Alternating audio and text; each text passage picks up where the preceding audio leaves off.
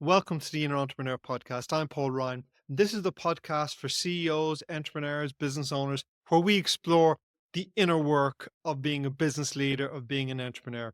And today, I want to talk to you about the law of persistence versus resistance. Now, if you are an entrepreneur and you've tried to build or run a business, you will have come across this. And over my 30 to 40 years in business, I have come across this periodically.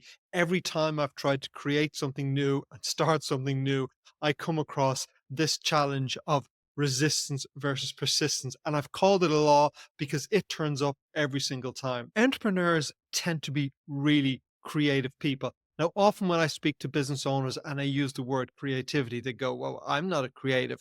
They think creativity is something that's reserved for musicians and writers and actors. But entrepreneurs are hugely creative people because entrepreneurs create something out of nothing. We take an idea, maybe something that never existed, maybe something that existed before, but we just take a new twist on it. But we create something out of nothing. And we're entitled to wear the badge of creativity, and we lean on creativity just as much as the artists of this world. But the thing about creativity is it's a dopamine rush. It's a buzz. And this is why it's often said that entrepreneurs are great at starting businesses, but not so good at making successful businesses, which is why over 95% of businesses fail. Because entrepreneurs are great with coming up with ideas, but the successful business is in the execution, is in taking that idea, taking that creativity and turning it into something functional that works, that serves people, that has a structure to it and deliver profits and is sustainable for the long time. So there's that challenge between creativity and operational success. But entrepreneurs tend to be hugely creative. Now, what comes with creativity is the buzz, the dopamine rush. We get a great idea. I've had so many great ideas over the years. I've only had a few ideas that have really worked that well, but I've had so many great ideas over the years. And it's always the same buzz. I'm excited. There's something new going on. This is something I really, really want to pursue. And I feel really great about it. I'm really in that buzz. Now, if you ever try to create something new, you get a new idea about anything, you will have experienced this. And probably that's why we're entrepreneurs. Probably that's why we start businesses, because we get very excited and engaged about an idea. We think this is going to be great. This is going to be wonderful. And what happens inevitably, which is why I call it the law of persistence versus resistance, is because inevitably, after a period of time, that enthusiasm begins to fade. And it begins to fade in the light of reality. And the reality is that taking an idea into execution, into a sustainable, profitable business, that normally requires a lot of really practical stuff, which, by the way, a lot of entrepreneurs hate and are just not good at. And it's just not as much fun because doing the practical stuff is never as much fun, at least not for creatives, at least not for entrepreneurs.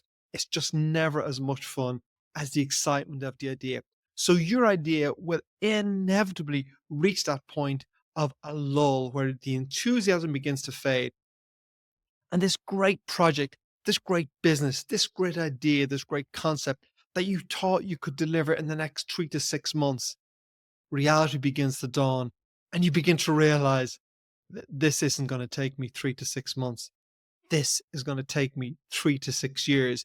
And then you realize that the next 3 to 6 years are not going to be quite as exciting, not going to be quite as much fun.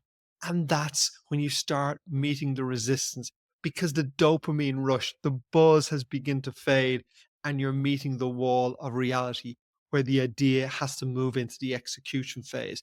And that's where all the practical skills are required. You have to begin thinking and planning and involving other people. And it's often in that phase that entrepreneurs give up, they lose their energy, they lose their enthusiasm. There are many reasons why only 5% of startups succeed. And this, I believe, is one of them because they meet this resistance and they just lose their energy, lose their enthusiasm because simply it's just not as exciting. And so they move again, looking for the new idea, looking for the new exciting thing to follow. But the problem is, if you only ever stay in that excited creative stage, you get very little done. So what you have to realize is that creative stage has a purpose, and that purpose is to generate enthusiasm, to generate momentum, to get things going, to get you off your ass and to get the ideas flowing. But once those ideas are flowing, then we move into the practical phase, and that's when we meet resistance. And now, as you meet resistance, you have a choice. And this is when resistance meets persistence, which is why I call it the law of resistance and persistence.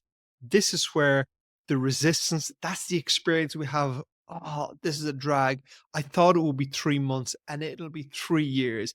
And that's when the resistance begins to rise. Now, in the face of that resistance, you have a choice. And those people that shift into that 5% of entrepreneurs that will be successful face that resistance with persistence. And what I mean is, in face of that resistance, they dig in and they persist and they start doing the hard work. Over the last 30 or 40 years in the business, I have met this so many times, but I've begun to recognize two things. Firstly, resistance will always emerge. I will always be excited about idea. And then when I begin to see what's actually involved in implementing this idea, when the hard work begins, I will always feel just that little bit deflated, demotivated now. But now I know that's the resistance emerging. And once I recognize the resistance, I then do two things. I sit down and I coldly look at the idea I had. I coldly look at the idea I had for a new project, for a new business, whatever it is. I coldly look at the idea because the creativity has stepped aside a little bit and my logical mind comes in. And with my logical mind, I go, is this a really good idea? Is it a workable idea? Let's look at the facts. Let's look at the numbers. How good is this as an idea? At that stage, many ideas simply just don't pass. You go, actually, it's not such a great idea when I look at it. But you also find the gems. And over my career, I've had so many ideas that I've thrown in the bin, but all I needed were two or three gems because all you need are two or three home runs and you build yourself a great business. But you've got to work at it to find those two or three home runs. So then when I have an idea to think, actually, this is work, then I acknowledge the fact that I'm experiencing resistance and I need now to persist. I need now to, in the face of this resistance, step into a persistent mindset and go, okay, I've had the excitement. I felt the resistance. I've examined it. I know it's a good idea. In fact, it's a great idea, but I now need to persist because the enthusiasm will have waned a little bit and I need to persist possibly over the next 1, 2, 3 years, maybe even more if I want to turn this into a great idea. And that's really where the successful business owners emerge. And I run an 8-figure business and I speak and mix mostly with 7 and 8-figure businesses. And when I talk to them about this law of resistance and persistence, and all of them recognize this phase, the creativity, the lull, that need to examine the idea, and then the determination to persist. But so many people just won't persist because honestly, it's so much easier just to pursue the new idea. That's so much more exciting. That's where the fun lies. And that's where you need to persist and you need to figure out, how do I implement this idea? How do I execute this idea? Do I need to bring other people in who can do a lot of the practical implementation work that I'm not good at? But if you're not willing to persist now with this great idea, possibly for several years, well, then you're going to fall into the 95% of startups that fail. So all the 7, 8-figure business owners that I speak to all have persisted. They have met the resistance and they have all persisted. So the bottom line of this is, first, be aware that after the creative idea, after this dopamine rush, you will always experience resistance. And when you experience resistance, success in this project will always require persistence. When you experience the resistance, you logically examine it and then you meet it with persistence.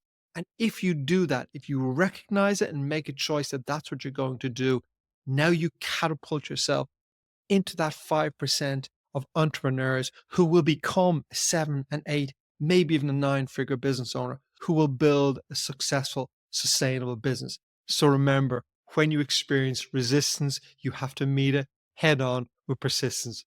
Thank you for listening. Please do me a big favor. Hit that subscribe button, hit the like button, make a comment, share with your friends, share with the other business owners you know who might find some value in this idea. It all helps the show. This is the Inner Entrepreneur Podcast. I'm Paul Ryan. Until next time, take care.